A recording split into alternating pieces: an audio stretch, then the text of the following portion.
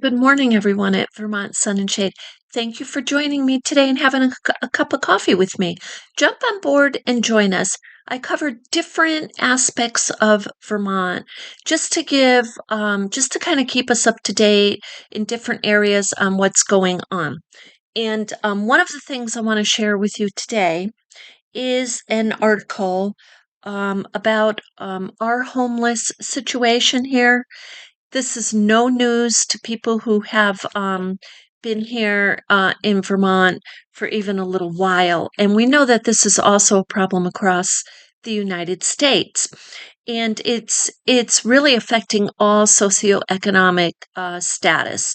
And the reason is, well, for example, taxes are going to go up again in the area that I'm in. And when those go up, then rents go up and property taxes go up and everything goes up and it keeps going up.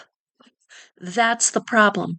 So, I met somebody the other day who is uh, a whole family, a couple of families who are related living together, and they're paying a 3,000 a month. The rents on average are getting close to 2,000. I mean, people make on average just about that. So you can see why there is an issue. I mean, we all can see this. However, I want to share with you. So this is according to WCAX.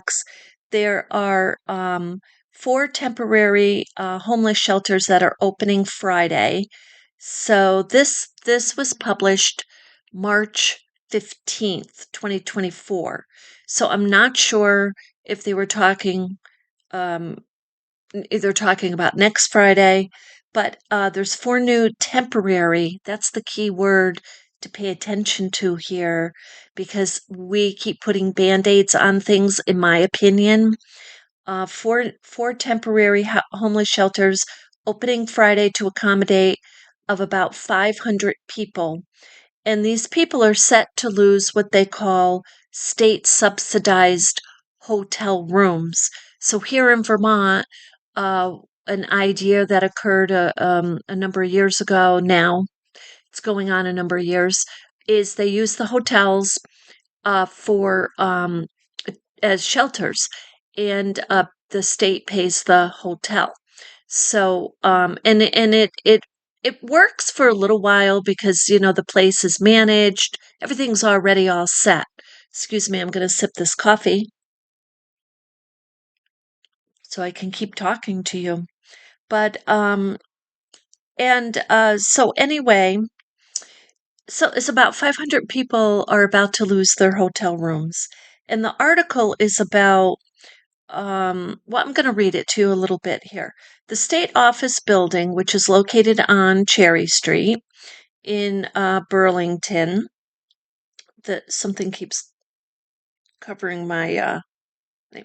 It's located on Cherry Street in Burlington, was once filled with state workers.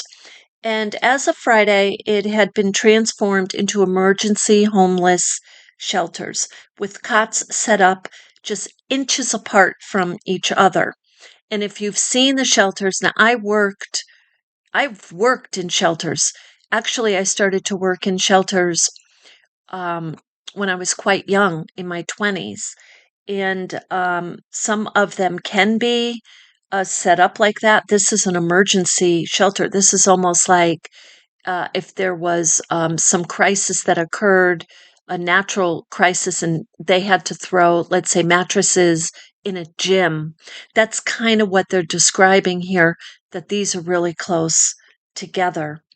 Um, so anyway, as of Friday, Cherry Street State Building was transformed into emergency homeless shelter.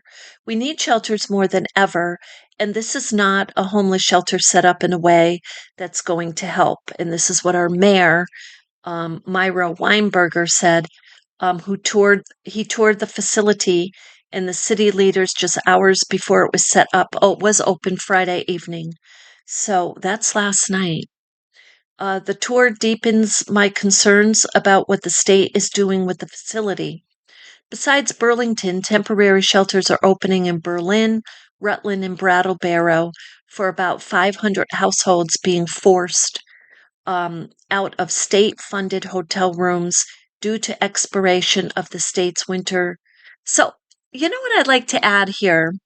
Um, they're giving you a snapshot of their immediate situation, that they were in state-funded hotel rooms, but they're not giving you information. And of course, each person's background is different, but how they got there.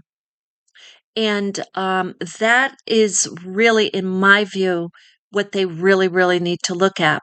Now, um, and also, in my view, we need to look at this with a heartfelt mindset, because, I hear people say things like, oh, well, they're all, with in exasperated tones, they're all taking drugs, or they're doing this, not taking care of themselves. Well, I will tell you, when you look very closely at these situations, first of all, even if it's someone, there's a small percentage of, if that person's having substance issues, then you have another sector, and it says in this article, some of these people are senior citizens. Look, we have more and more senior citizens not being able to afford housing. So you've got another sector there, senior citizens, and then you have families. You have families where the mother and the father are working and still can't afford the rent. So we need to be very, very careful on just kind of, stigmatizing this or throwing this to the wind and saying, oh, this is the issue. We really need to get, in my opinion, we need to stop looking at this on the surface and in a primitive way. And the other thing this article mentions is the paperwork. Is talking here, this buys more time. But it buys more time. We could just do what we do every year pre-pandemic, which is absolutely nothing. The Department of Children says the commissioner, Chris Winters, he also says that the shelters will be open for about a week from 7 p to 7 a.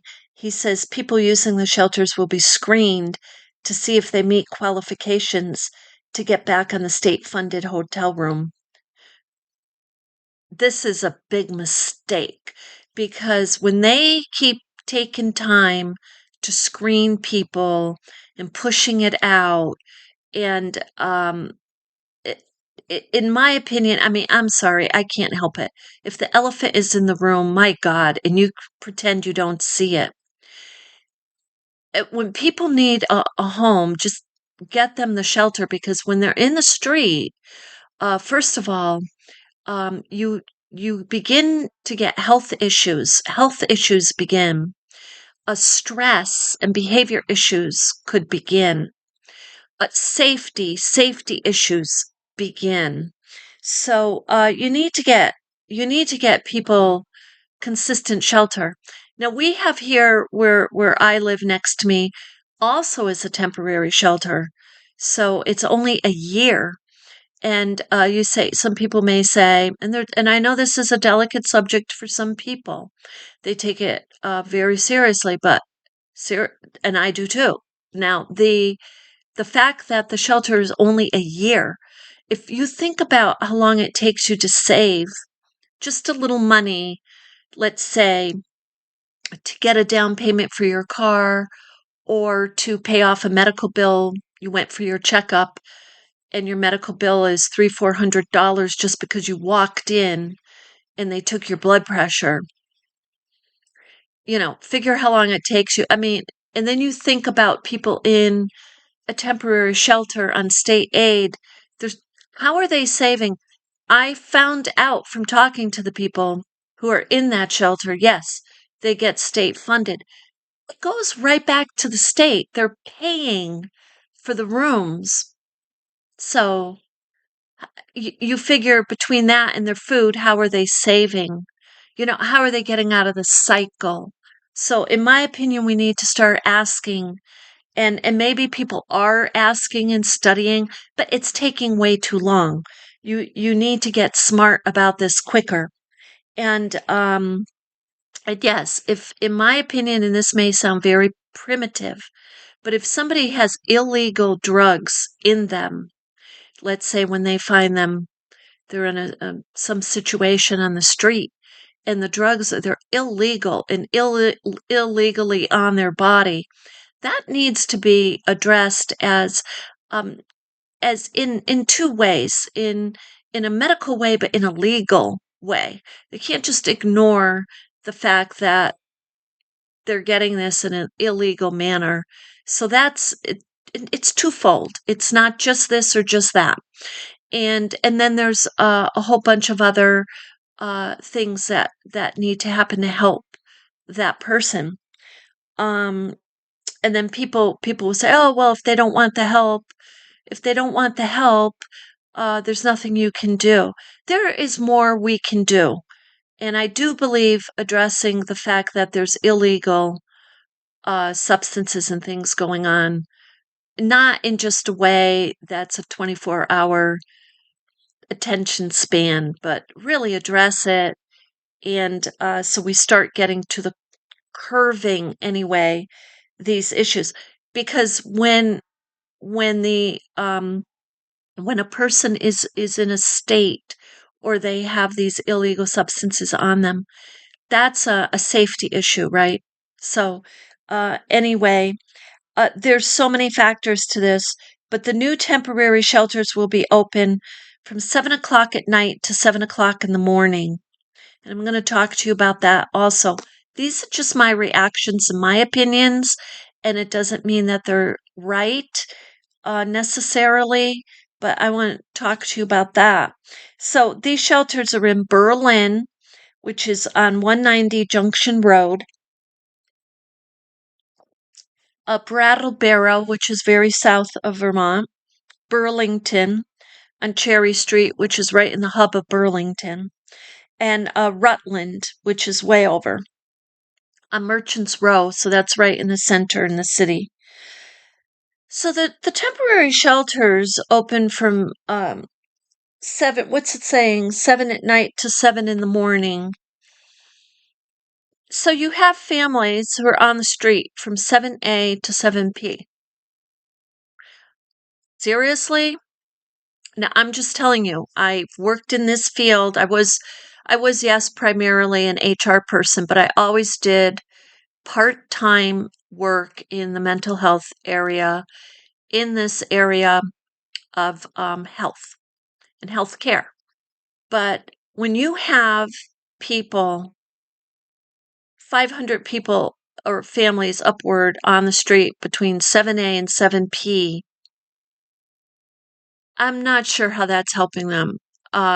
You're giving them a bed to sleep at night, but I just, look, the stress level on something like that is huge. The health level, the fact that we swing into pretty soon in the warm weather, we swing into unhealthy hot weather. So then they have cooling hubs up where people can go. Look, I'm just saying what this to me is: people need consistency, they need education, they need health care, they need jobs that actually pay so they can pay rent. They need to get these rents down, in my opinion. You have you have families out there who, when you've got two people working, um, and they still can't afford the rent, just the housing. Well, yes, we're going to have housing issues. We're going to have homeless issues, and we're going to start to have health issues um, on a scale, in my opinion. I'm no doctor, but it's a given. Some of this is common sense. You're going to have issues like this. So, Vermont, this is what Vermont's looking like right now in just the area I'm in. I don't know about your area.